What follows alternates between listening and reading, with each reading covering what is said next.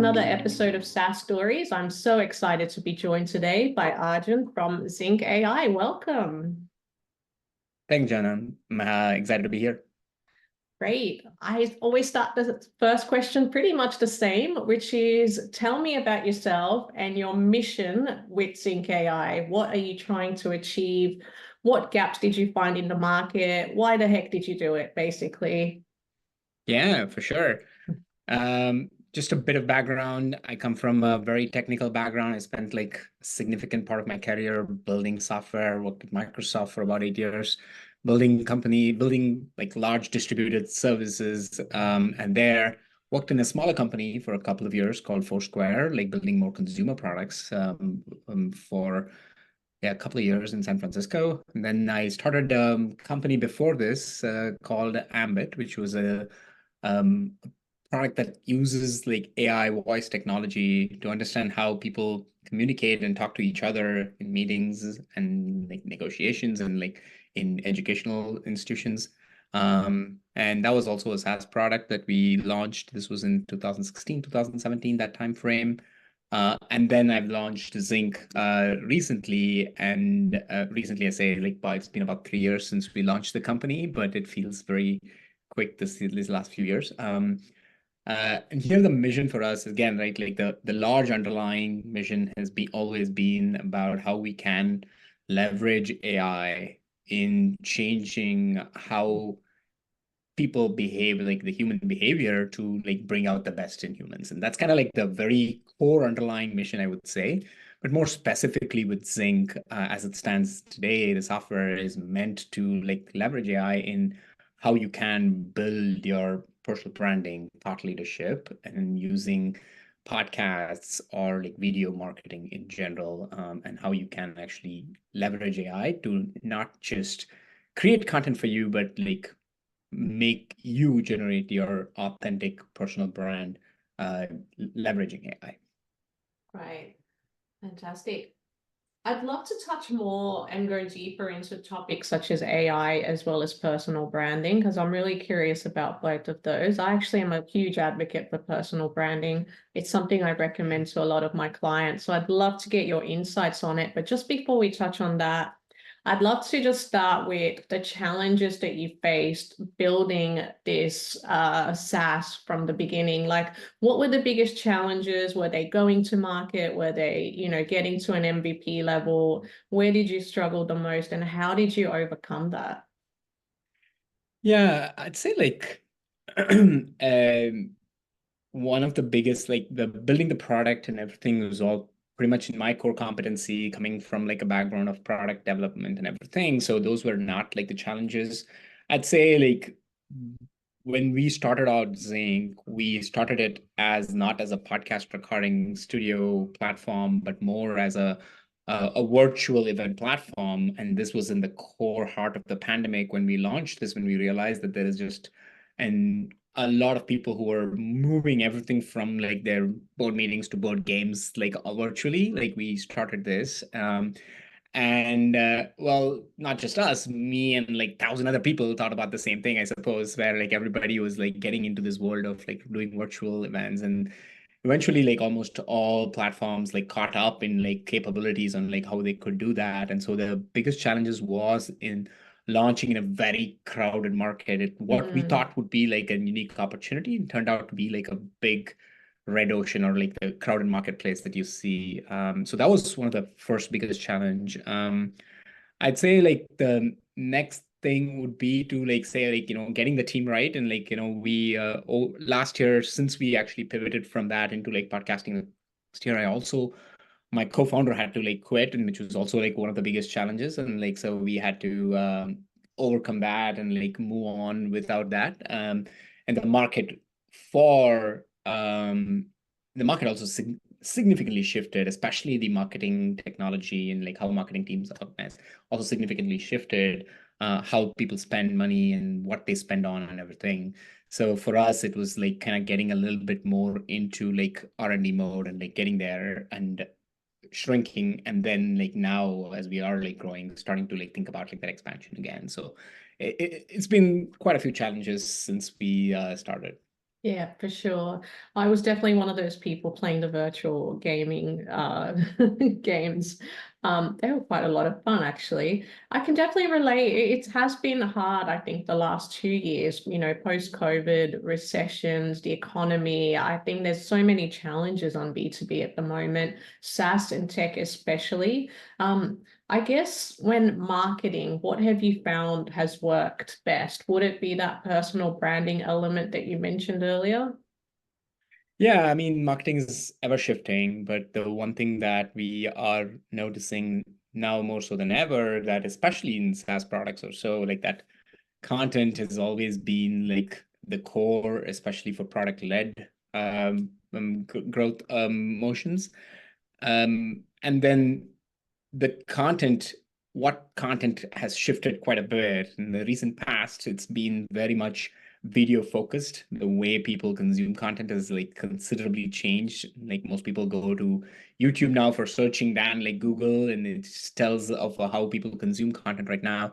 Short form video content like is taking off and everything. So like the shift to video and like the consumption of marketing, consumption of content is made us think about like what kind of content would make sense. Like, so the video marketing would say is like the big thing that is making sense right now.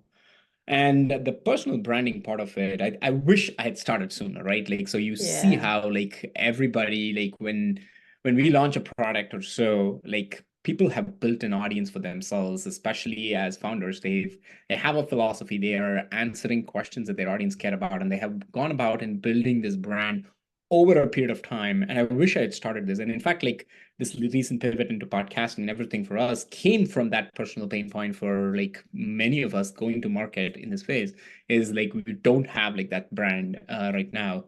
So how can you build that brand? Like, that build that thought leadership. I mean, some of them would be to um, launch more video. Like be more social, present in social media, and like what you call a social selling, build your brand around that, build an audience around that, and then like use that to like leverage it for your company's brand.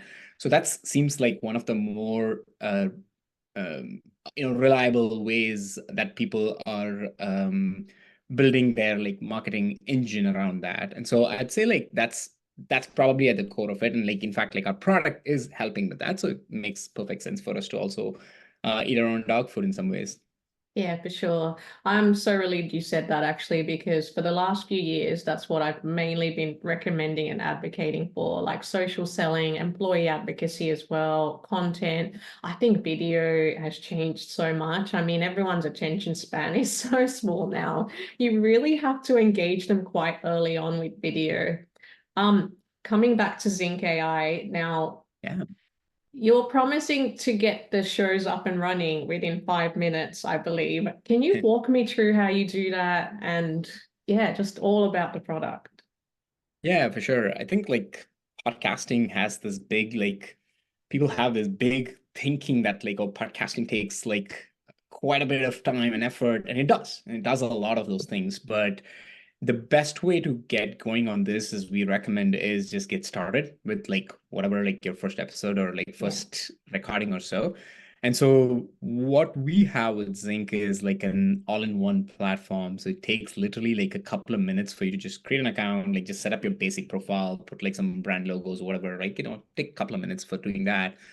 And then like all you have to do is like find one person in your network. Most people have like a very prolific network of people who are experts in some area, and you build that over time. Just find one person in the network and then just invite them to have a conversation with you and then Mm, like record that. And so being able to set that all up in a platform would be as simple as just creating your profile. It's like almost like just filling like a few forms and then like adding creating an episode where you're just like next, adding speaker, pulling their LinkedIn and everything, and then like creating that. And then Zinc automatically sets up everything for you, like, like the scheduling, sending them the Calendly to like make sure that they are booked and like the studio link is sent to them. The studio is set up on Zinc where it has like this built-in experience where you interview people and like create like pretty interactive experiences as well. Of course, in the first 5 minutes, you wouldn't probably set this all up, but you could like potentially like live stream your episode, or like bring in like a live audience to your show and like interact with them. Wouldn't recommend this for your first episode or even your first 5 episodes or so, but like the studio that we have built in with Zync has all these capabilities. And at the end of the day, when the episode is done, we take about like 1 hour or like less than that to convert everything that you just did in that episode into marketing content. Everything from like websites to like blog posts to social media posts to short form video clips, and like automatically clipping like thumbnail, creating thumbnails and shots. Everything just gets generated right off of the platform. Wow. So you're not like having to wait like weeks or days to like do this. It's available within hours, and like you're able to like do this. So I would say that like with anything AI generated or so, like we've because we own the recording studio, the quality of our content is like pretty good. But many people want like very specific edits or so, and you're free to do that. So we have the entire downloadable data available for someone to like take it to their editor and like have them manually do any of these things. But I would say that like the way podcasting is right now and the way people are consuming content, getting it to that like 90% good quality and consistently running shows is what we recommend highly for our people who are running show in our platform. Yeah, 100%. I mean, that just sounds like such a time saver, and I can definitely relate to that challenge of getting all the podcast assets done in time for sure. I'm lucky to have a great internal team, but I'll definitely be looking at your at Zync after this. I think I'm always looking for ways to streamline and become more productive as well. Now you're based in Seattle. I'm based in Australia. I know the podcast culture in APAC is absolutely enormous. We consume so many podcasts every day. What's it like in the US?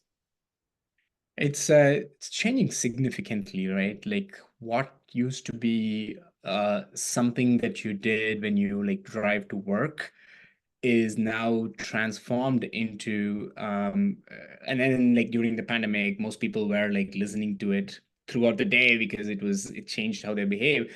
Now as people commute, it's been back to like when you're driving. That's kind of how consumption was initially. But I'd say now the consumption of podcast is, we don't even like say businesses launching a podcast should expect people to listen to like full 1 hour long episodes. That's going to be a small percentage of people who are going to do that. But your podcast is like a source for all micro content you can generate out of that. And like the consumption of that through like, Instagram, TikTok, YouTube Shorts, or like YouTube in general, and through like LinkedIn and other like social media, like Twitter and everything, is enormous. If you now see, like my feed is almost entirely just like people bringing in like experts and talking about that, and it's so engaging and it's so training, but it's like 2 minutes or 5 minutes. I'm not looking at like 30 minutes to catch up on a whole episode. I've not done that in a while. Personally, I know that some people do like watch full episodes. Sometimes if episodes like that clip is engaging enough, I might go and like listen to the whole thing. But that 2 minutes to 5 minutes is where is all about is what it's about. And so I'd say like that's what we target as well, to say like how can you get like probably 4 to 6 short 2 minute to 5 minute video clips out of your episode, then you're successful, like rather than trying to get to that downloads in like Apple Podcast. Of course, still release it to all of those mediums, but I would say over here, at least the consumption is a lot more on the short form content. Yeah, no, that's good to hear. I'm definitely one of those people that listens to the full episode, but I have to say, like, never in one go. I mean, I'll start it in the morning when I'm walking the dog, and then I'll finish it at night when I'm at the gym. And it's like, it's taken me quite a while to consume it. But if it's a good episode, I will want to listen to the whole thing. However, yeah, obviously, if I'm on social media, I'm just ready for the snippets, the short bite-sized content. Definitely no time for a long one on that. But yeah, no, that's good to know. Um, any marketing managers listening to this at the moment, how should they think about implementing something like Sync AI or even podcasting into their marketing strategies? And how can they measure success from it? Yeah, I think to answer your first part of it is marketing managers are now more than ever challenged. They have a half the team, or like their teams have like shrunk significantly, but they're still expected to do like 5x the work that Oh they my have to do God, right yes. now. And so like every marketing team is like relying on like external like agencies or like sort of fractional workers to help them fill these gaps. And I feel like that's awesome. Like they're able to like do this. It in fact like helps them scale pretty well as well. So the one thing that I would definitely recommend is to like pay attention to the founder brand or like the personal brand of like the exec team in your company. It is the best place to start. Like, people buy from people, like, like now more so than ever, like your customers, personal, your product's logo and brand is one thing, and like that, and trying to build brand around that is one thing, but you have an exec team, most likely. Let's say you're running a cybersecurity company, you have like your chief security officer or like your engineer who has the connections and like who has the weight to pull on like so many of the potential customers that you can. And so leveraging their brand and like leveraging their social channels and like being able to use that to like power your company's brand is a technique that you shouldn't like, and you have to like use that technique. And one of the easiest way to do that, I would say, is like podcasting. Like, it's like Mm. when you are like using some product like Zync, you are almost like getting into like like the workflow of how you run your podcast is built into the product for us. So all you're doing is like creating episodes, scheduling something, and like filling in like your calendar with like potential calls with like experts and like people who are maybe prospects, maybe your existing customers. And there are like many formulas over here. And so to think about like, what is your business goal? Is it to build brand awareness for your company? Is it to like get leads for your company, or is it for you to like showcase your product's success and like spotlight your customer? Finding that formula that works for you, and then like being able to like pick the right host for it, and then like get into like the rhythm of just like publishing 1 or 2 episodes every month, or like maybe 3 to 5 episodes every month, is like a great way to like get started on this. Yeah. And one of the other things that we're also realizing is there's so many questions from your potential audience that go unanswered. Like, these comes up in sales conversations, these comes up in like many other ways when you're doing customer discovery. So we are almost soft launching right now what we call as a solo studio, where like we actually send a studio link with like these questions that everybody asks as like a embedded into the link on the studio. So like experts in the company can just go online, just answer those questions in sort of a studio setting, just solo, and then like leverage that for content. And so it's almost like a low key podcast, I would say, where like there is nobody interviewing you. It's just like the AI kind of asking you these questions and you're answering them. So it's like an easy way for people to get started, and like we're like sort of experimenting with that right now as well. There's just so many ways, but like underlying that is this idea of like the team influence or like your exec brand presence is what I would say is something that marketing managers should focus. Yeah, for sure. Thank you. So many great tips in that one for marketing managers. I agree. I feel like the more I talk to people, the more it feels like the teams are shrinking and the workload's getting bigger. So I think anything that can streamline and help out, I think this is where AI definitely plays a big role. And speaking of AI, I want to come back to this topic.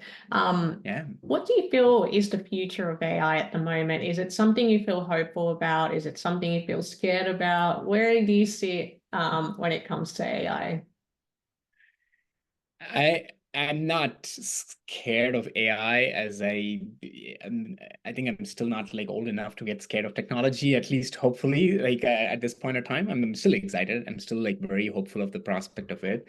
I think there is a part of AI that it is deals with like artificial general intelligence and like going along those aspects of it. I think those are still like exciting areas that I'm eager in looking at it. But from just the content creation perspective, I almost am feeling that like in the world of creating content, like I don't think like leveraging AI to generate content is like a good strategy in the long term, or in some ways my guess is that like it's going to get like really easy to generate content and like generate enormous amount of content, and there is going to be like very few people who are consuming. So very soon, like the human authenticity and like the real personal feel of it will start to be like the more differentiating concepts and like how we're going to do. So the sooner we start to like think of AI not as a way to generate content, but rather like augment how we come bring out like ourselves and to create our own versions of the content, like taking away all that annoying parts about creating content and like leveraging AI for that, but still like bring out the human in creating content. I think that's probably like the part that excites me. And I feel like it's very possible that we might go down the road where like we're creating so much content that like content is going to become like kind of it's an ocean and like you're going to be lost in like in content or so. And so it's better to like start thinking about like how you would differentiate when that world happens. Yeah, for sure. I think, yeah, it's already overwhelming the amount of content that's out there. I think, but I think we as people and consumers are very capable at like judging what's authentic versus what's like robotic, I suppose. So I think, yeah, definitely having that human touch and that authenticity, I think will work a lot better for companies and for anyone really wanting to start out in their personal brands. Completely changing the topic, coming back to Sure, customer yeah. success. How does customer success play a role in refining what you do at Zync AI, like changing features, scaling? Yeah, I mean, customer success is at the core of any SaaS product success. I feel like, there's nothing that is very unique about Okay, actually there is something unique about Zinc, I would say, but like in general, like customer success is like is the place which is going to like give us as much feedback as possible that's going to like make the product. And when you are running a SaaS product, especially a product-led growth motion where like you're not really on sales calls, like your customer success is like the human that's going to have the most interaction with like your potential users. And so like leveraging feedback from them to like improve your product is like is kind of very essential for any company product success. In the context of Zinc and like in general podcasting, I'd say like the first initial few episodes or like the first launch of it is where like there is the biggest challenge. And for us, like having the right people that you can talk to like get you through that like first few episodes is super critical in like not just usually customer success is seen as like, hey, how can we like augment, make sure that people don't churn or make sure that people upsell or make sure that people like renew their contracts. Like that's how people think about customer success. But in our case, it's actually like a little bit more upfront importance where like even that first initial 2-3 episodes, just getting that going is very, very important for us to have that personal touch through like a CS person. Yeah, for sure. I've been doing a lot of research into customer success lately. I think it's definitely a key growth factor in the world of B2B SaaS at the moment. And I think where most companies seem to go wrong is really at the very beginning when the salespeople have, converted them as clients and they now have to hand over to customer success or the product delivery team. And this is where things just start to go wrong and the customer trust starts to kind of plummet. So I think if you can at least get that step right, as an organization, I think you're already doing much better than most. Yeah. Yeah, that's very true. Like that initial onboarding per se, or like the pilot period is like very crucial, and like customer success plays a significant role there. Yeah. The other thing I'm super interested in is really just time management and productivity. So I always ask, what does a day in your life look like? I mean, as a busy CEO of a fast-growing scale-up, how do you manage your time? What do you focus on? Any tips there that you can share with other SaaS founders and marketers? Yeah, early stage startups are pretty crazy. I am I'm a parent of 2 young kids. I have a 5-year-old and Oh, 2-year-old, so my life is like oh wow. a bit too chaotic. Typical day, I'd say like my day starts at 9 until after I drop off my kids, and like I'm kind of doing the morning, making sure that they're all like set up and gone to the school. After I drop off, my day starts at 9, and then like within work, you're having to sort of juggle between like multiple hats that you wear. For me, I would say like the comfort zone, or like the zone that like I've always done in my career, is like in the product engineering side of things, where like you could easily get to go into that world and spend too much time over there. But our entire company like works from 9 to 11 synchronously. Like we're a fully remote company, so like 9 to 11 everybody's online. So I almost spend my entire time between 9 and 11 in like thinking about like sort of product engineering and blocking people, making decisions around that, and like making sure that the team is like strategically positioned in the right direction. So that's when like we do most of our meetings as well, like the stand-ups and everything. So that's the 9 to 11. And after that, like I'm almost always like jumping into like the outreach slash like marketing hat, or like put that on for like the rest of the day, and always get like dragged into like different conversations every now and then. But like the majority of that time over there is spent over there. I'm very much of a systems person, to say. Like we have like Yeah. sort of recurring things that we do. There's like sort of time blocked in the calendar for when we like prospect, and the time blocked in the calendar for when we go about and running these shows. Like I actually run my own podcast as well, of course, because I actually have a podcasting software. So like when we like do these episodes and everything is all like sort of time blocked, calendars, and like I just execute on that for the most part of the time.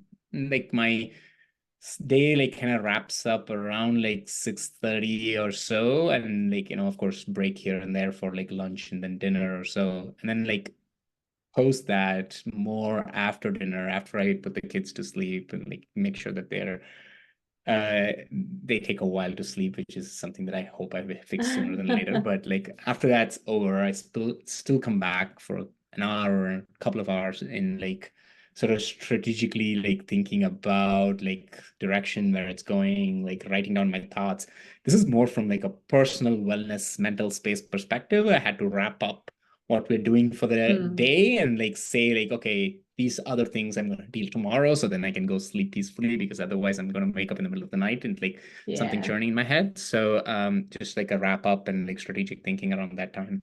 Like the a rough template, like day to day everything just changes quite a bit, but this is the rough template. Yeah, for sure. I've got two kids as well, aged, actually it's my son's birthday today. He turned Oh 6. wow. Yeah, Happy and birthday. my daughter is 9, so I can definitely tell you the sleeping part gets better. Hang in there. Uh, Um, I love that you said that. I love that you said you've got like, it seems like you've got a nice work-life family balance. And I really hate when I hear from a lot of like startup founders that, oh no, it's a grind. You have to work like nonstop 30 hours a day.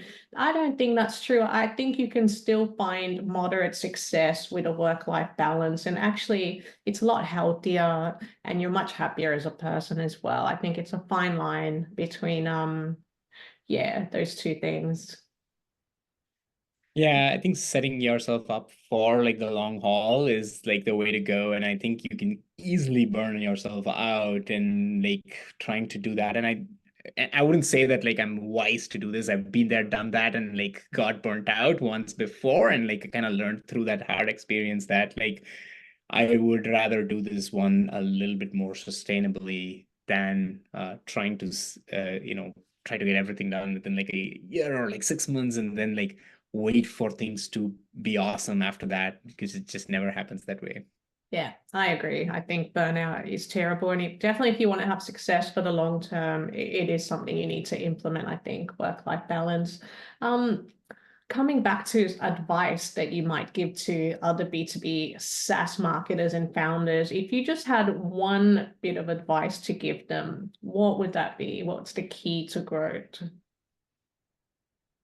I mean, I think giving one piece of advice is like pretty hard, but I'm probably going to go, because we were just talking about it like from a philosophical perspective. My one advice would be that like you got to do it where you enjoy this, and like you're working with the right people and have the right team that you're working with. I wouldn't say that like I've gotten this all at all the times, but like I would say it's way much more important in like not trying to tie your like self-worth to the outcome of the startup is a way much more healthier way to like process this. And I know that this is not a very tactical do this, you're going to be better kind of a thing, but I would say this is probably like way more important than like anything else that I would say, because you have so many startup advice, but this is something like personally feel strongly about. Love that. Love that bit of advice. Thank you. My last question always ends on a bit of a positive note. Mhm. Basically, what do you look forward to in the future? Yeah, I mean, as I said, like the AI part of it is exciting. Some things that are like going on in this world of artificial general intelligence and like in general, like AI shaping up like different industries and like almost changing everything is pretty exciting for me. And in the flip side of that is like now more so than ever, the human element comes out whenever we are thinking about this. Like, how can we like be more emotionally intelligent, and like how can we be more have better social and emotional skills than what we did? It becomes way more important right now as we like sort of getting replaced by this digital versions of ourselves. And so that prospect of how our kids grow up in this world and like how we can make them into like whole individuals with like great social emotional skills is like an exciting area for me, not just from like area, but like also from a business perspective. I think there's a Mm. pretty big opportunity in the space of how how to make humans be better from an emotional intelligence perspective. So Yeah, that's those are a couple of things that are like very exciting and positive for me. for sure. And all very positive too. Arjun, thank you so much for being on the show. I really appreciate all the tips and advice. I've certainly learned a few things that I'm going to go away and implement. Really appreciate your time today. Thank you. Thanks, Joanna. Appreciate your time.